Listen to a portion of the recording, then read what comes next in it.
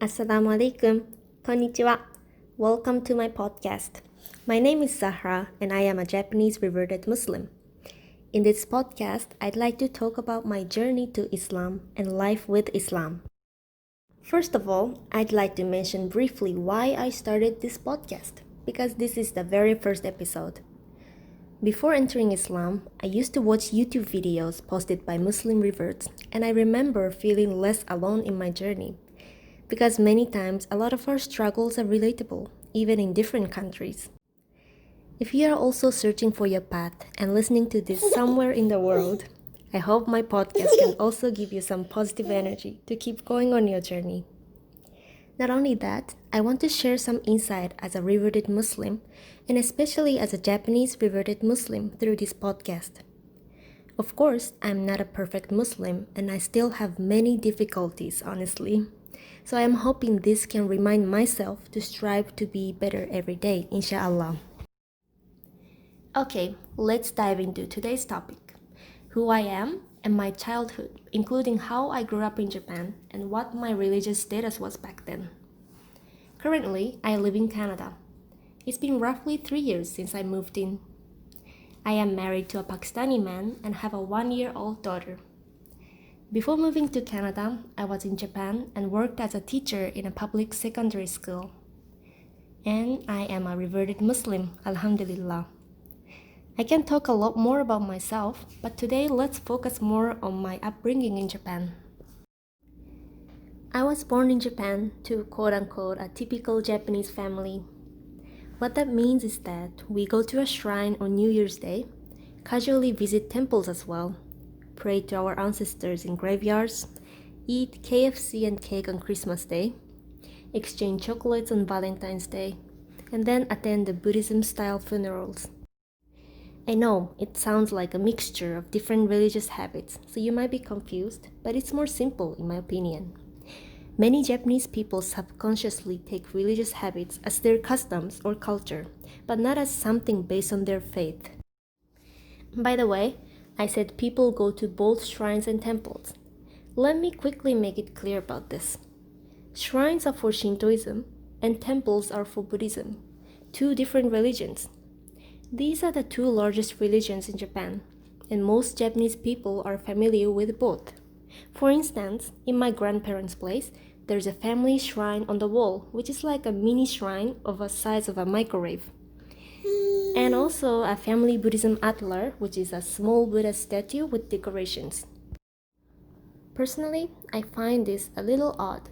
Why?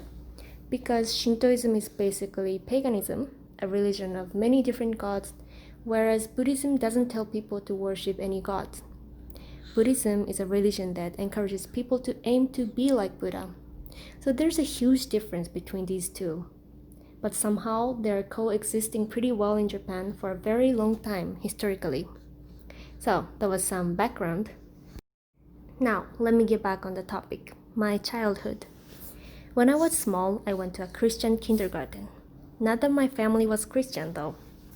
I know I talked a lot about Buddhism and Shintoism earlier.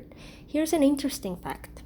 Actually, Christianity is also widely and positively accepted in Japan.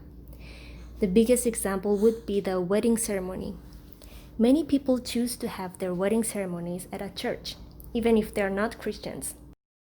You know, a beautiful white dress, stained glass, walking on a wedding aisle in a church. It looks spectacular and iconic. I get that. I used to think that I was going to have one someday too. Anyway, that Christian kindergarten was the biggest one in my hometown. A lot of parents were attracted to its unique English curriculum so their kids can learn English with American teachers.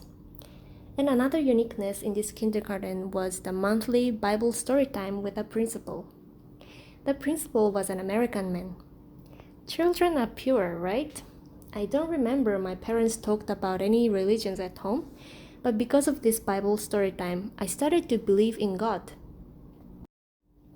One day, my mom reminded me what happened in the past. One time when I was around 4 or 5 years old, my mom randomly asked me, "Who do you like the most?" I said, "God." "And I like you next, Mom." Also, I have this old memory. When I did something wrong, I went next to the window and asked for forgiveness to God even before saying sorry to my mom. I'm sure I learned it from the Bible story time. Now, it might have sounded as if I developed a strong belief in God or Christianity as a child, but I didn't hold on to it for that much long time. I still remember this. When I was about 8 years old, one of my friends who went to the same kindergarten said something like this. Guys, who would believe in God? Bible story time? That's all man-made fake stories.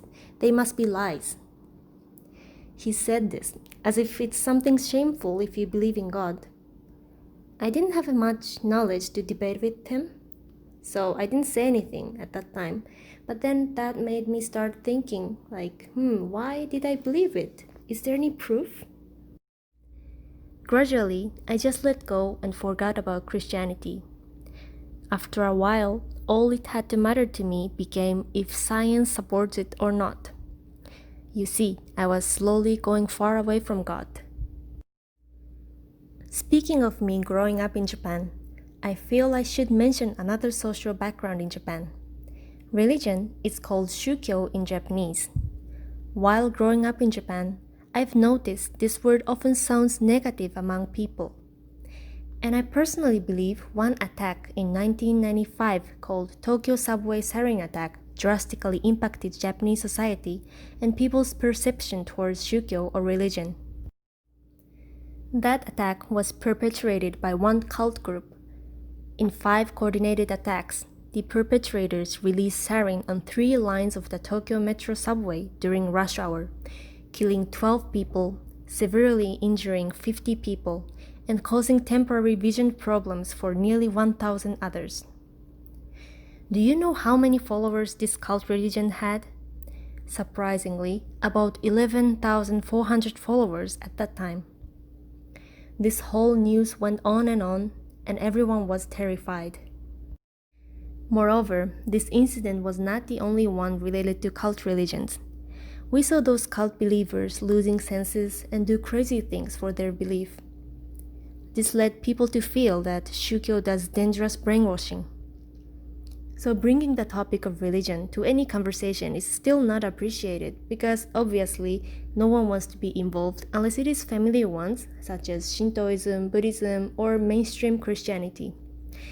Other unfamiliar ones would even scare people at some extent. Now, coming back to my childhood. I was always busy even after school with piano lessons, English club, cram school, brass band.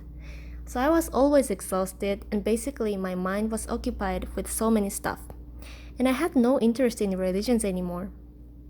But I occasionally kept going to shrines or temples and graveyards with my family when they do, and I casually prayed please give good health to all of my family members, or please make me pass the exam, just as a cultural habit, as I explained in the beginning. I also remember I learned about some religions in the social studies classes at school. They taught us about Buddhism, Christianity, Hinduism, and Islam. As a kid, I remember feeling exotic and foreign, especially when I saw Hinduism and Islam. What struck me was a picture of Muslim people putting their heads to the ground. I just thought, wow, really? You know what? In Japan, there is a gesture with an extremely similar posture which is called dogeza. I've never seen it in my real life, but everyone knows this meaning, the sincerest apology or begging for forgiveness. So seeing this posture in the picture and seeing hundreds of people were making the same posture definitely impressed me. Okay, I'll wrap up this first episode around here. I hope you enjoyed this, and next time, inshallah, I'm going to talk about my university days, how I felt lost, and how I came to think of the meaning of happiness through traveling, etc. Thank you so much for listening, and see you next time. ありがとうございました。Assalamu alaikum.